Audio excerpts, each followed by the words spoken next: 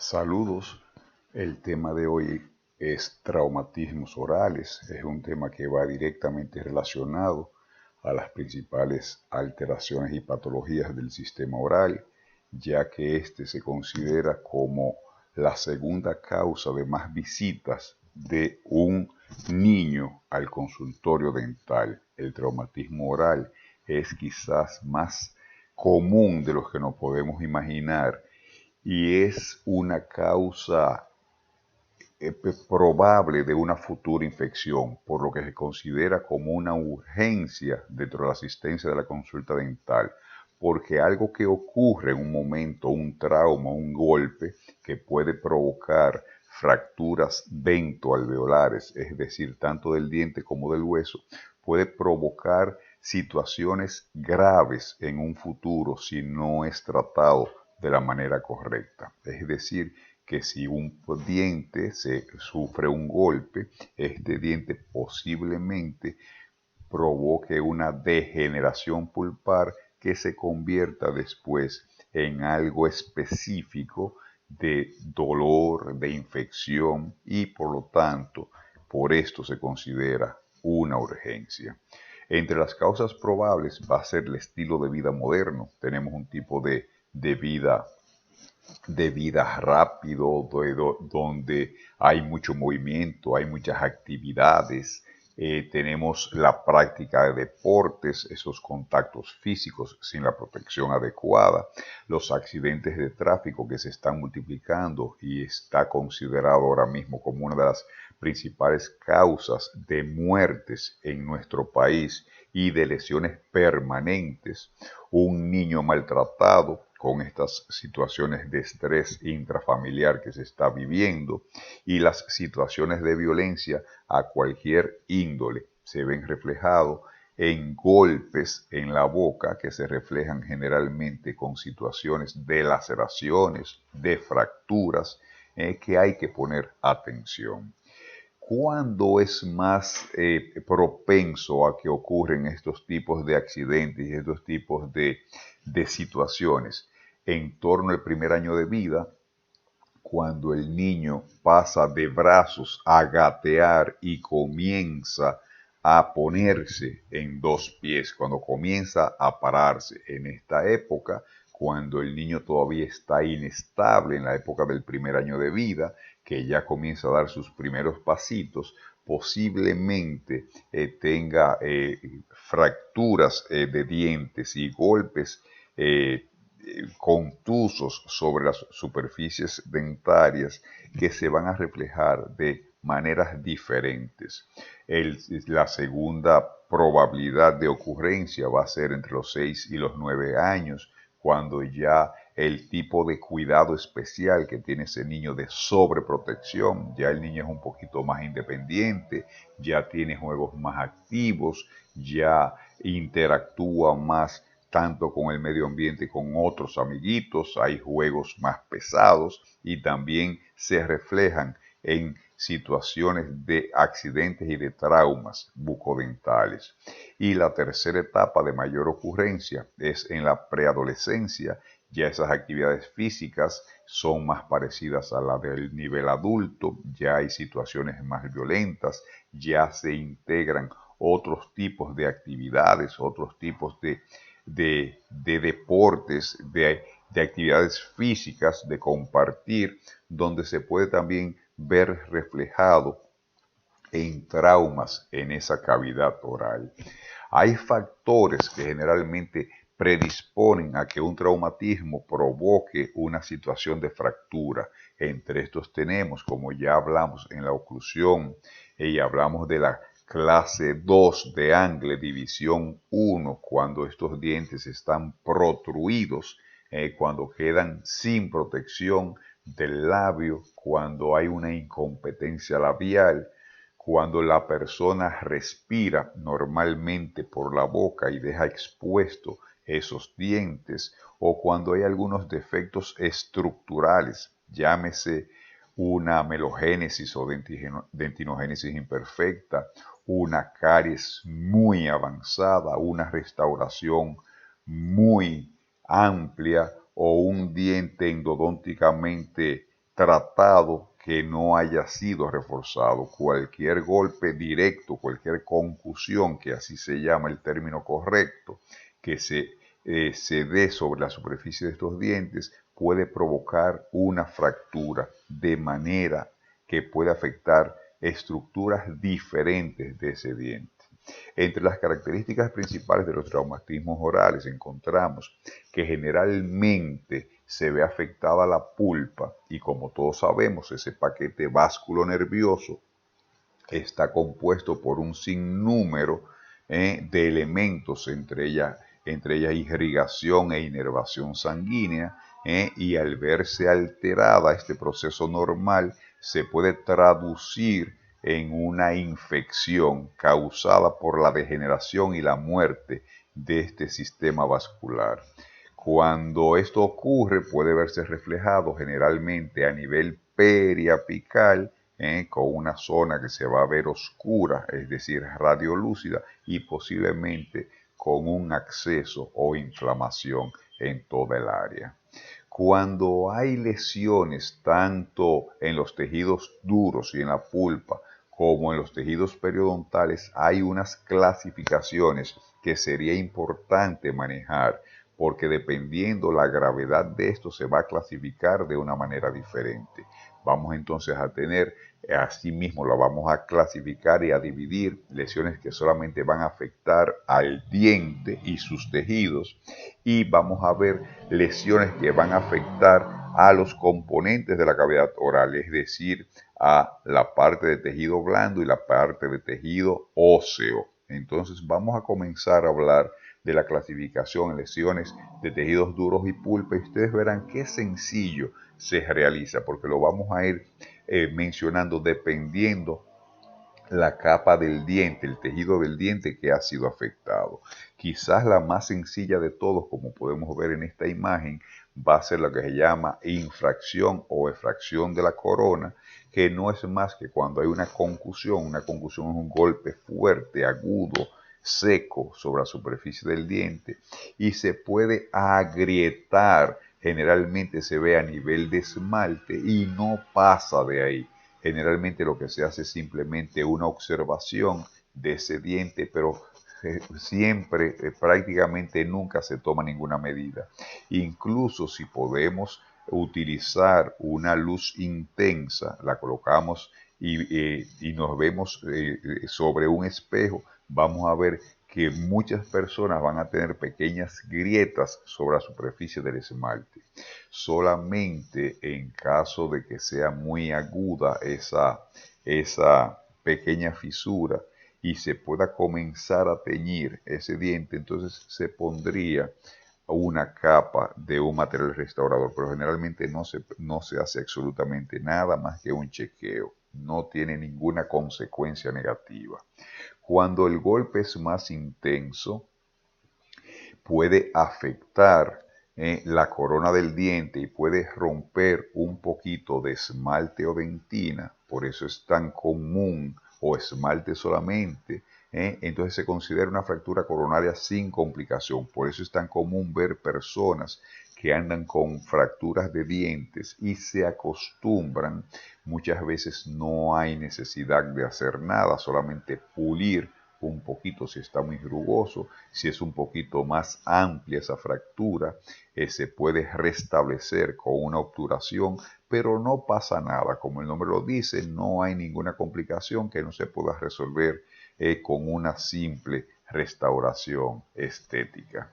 Cuando el golpe es un poquito más fuerte y afecta esmalte, dentina y pulpa, entonces ya se considera una fractura coronaria complicada.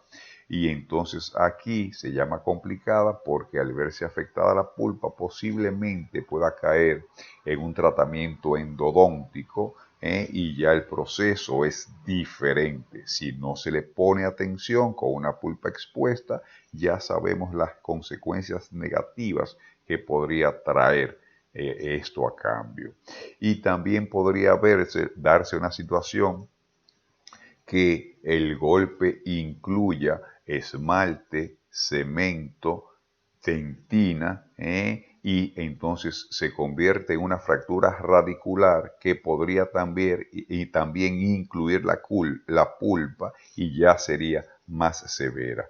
Cuando esta fractura es vertical, tiene más probabilidad de pérdida dentaria que cuando es horizontal, porque se pierde mucho tejido de manera vertical y llega a nivel de la raíz del diente, es muy poca la probabilidad de usted poder reforzar ese diente y poder restablecerlo de la manera correcta. Es decir, que esto es más común de lo que nos podemos imaginar. Cuando hablamos entonces de la clasificación en los tejidos periodontales, vamos a clasificarlo de la siguiente manera. Una concusión no es más que cuando hay un golpe agudo, un golpe, por ejemplo, usted está jugando basquetbol y le dan un codazo, o usted se está tomando un refresco directamente de la botella y alguien le pasa y le da un golpe en el codo y se golpea el diente. Usted va caminando y hay una puerta de vidrio y usted pensaba que estaba abierta y choca de frente. Eso es una concusión, es decir, que se va a dar un golpe muy fuerte sobre ese diente que puede tener consecuencias o no, pero generalmente no hay ninguna movilidad ni desplazamiento de ese diente.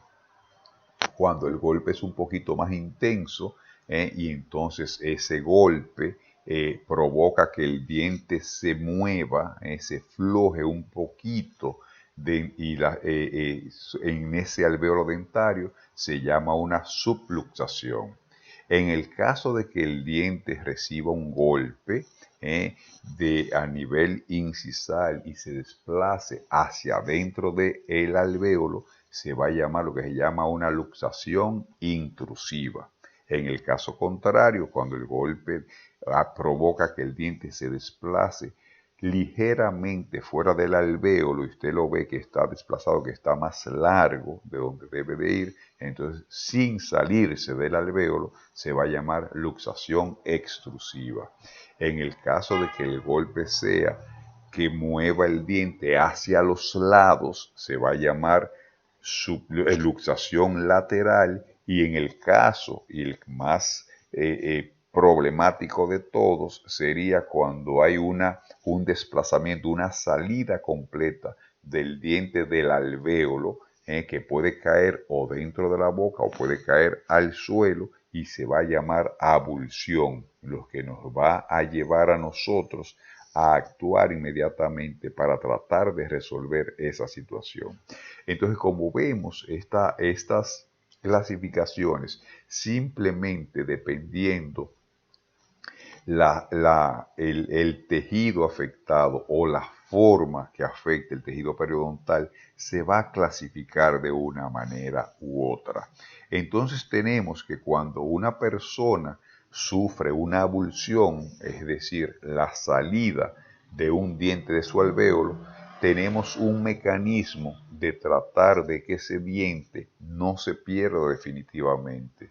Entonces tenemos un procedimiento que se llama reimplantación oral y no es más que utilizar el propio diente del paciente y con ciertos cuidados y procedimientos, entonces lo volvemos a llevar dentro del alvéolo para tratar de mantenerlo la mayor cantidad de tiempo posible en la boca de ese paciente.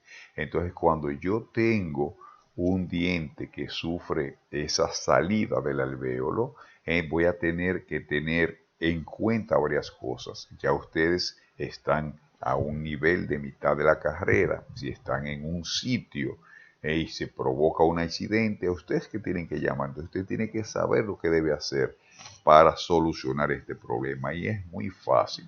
Lo primero que tenemos que hacer es actuar con rapidez. Tenemos un tiempo determinado para que la probabilidad de éxito de cuando se resuelva este problema funcione la mejor manera. Mientras menor es el tiempo, mejor es la aceptación del organismo de ese diente que se va a volver a colocar en el sitio original. Entonces tenemos un tiempo aproximado de 30 a 60 minutos para que las probabilidades sean mejores. Mientras mayor es el tiempo, bajan las probabilidades de que el organismo acepte ese diente. Entonces lo primero que tenemos que hacer es buscar ese órgano dentario y verificar si ese diente pertenece a un diente temporario o a un diente permanente. Si es un diente temporario, lo primero que tenemos que hacer es ya descartar de primer plano, tratar de llevarlo de nuevo al alveolo dentario porque podríamos provocar más daño que bien. ¿Por qué? Porque en el momento que intentamos introducirlo, no sabemos a qué nivel está el germen dentario permanente y podríamos lesionarlo. Entonces lo que se hace cuando es una pérdida de un diente temporario, que se le da los primeros auxilios y se remite donde un odontopediatra que va a hacer una serie de procedimientos, incluidas radiografía, verificar si es necesario hacer sutura, indicar si es necesario y darle un seguimiento a ese niño. En el caso de que el paciente tenga dientes permanentes, entonces lo primero que tenemos que hacer es conseguir el diente. Verificamos que el diente sea permanente y se enjuaga sin frotar la parte de la raíz. Siempre se agarra por la parte de la corona y se verifica con la parte vestibular y la cara palatina. Cuando ya lo enjuagamos, que ya conseguimos ese diente, y ya verificamos que es un diente permanente, entonces se lleva adentro del alvéolo. Sin ningún miedo, no importa que quede intruido, que quede extruido, que quede hacia el lado lateral, es el primer auxilio que usted va a dar. Después de eso, entonces se va al dentista lo más rápido posible y el dentista va a hacer una serie de procedimientos. Pero ¿qué ocurre? Si acaso usted no puede o no se atreve introducir ese diente dentro del alvéolo, por el motivo que sea, entonces usted después que ya haya seleccionado el diente, que ya lo enjuagó, que ya vio que es permanente, usted lo puede introducir en un poquito de la misma saliva del paciente o lo puede introducir en un poquito de solución salina o un poquito de agua destilada. Si no hay nada de eso, entonces un poquito de agua o podría ser de leche, pero nunca en refrescos de bebidas energizantes, nunca en refrescos de botella, nunca en jugos, nunca en cloro. ¿Y por qué se hace esto? Para mantener la viabilidad de ese ligamento periodontal. Entonces, inmediatamente ocurra esto, que ya el diente se coloca en el alvéolo, entonces va a ser una serie de procedimientos, entre ellas posiblemente se feruliza significa amarrar el diente, se inicia el procedimiento de una endodoncia y después se le da una continuidad a ese diente y generalmente el cuerpo lo asimila, lo acepta otra vez. ¿Cómo se previene estos tipos de fracturas y de accidentes? Con una educación al paciente, diciendo de las posibles consecuencias de no protegerse, y la protección directa que podríamos utilizar es con la utilización de protectores orales. Esos protectores orales pueden proteger tanto la arcada superior y la inferior, y pueden ser de varios tipos, o uno que ya vienen prehechos o hechos a la medida del paciente. Por eso es que usted ve que esos deportes de contacto físico generalmente tienen esos protectores para evitar riesgos en esos deportes de contacto como basquetbol, como karate, como judo, incluso los clavadistas, lo que se lanzan en el trampolín para evitar posibles golpes en esos dientes y evitar posibles fracturas, utilizan estos boxeadores cuando se dan esos golpes tan terribles. Hay desplazamiento y hay salidas del diente dentro del alvéolo. Hasta aquí este tema.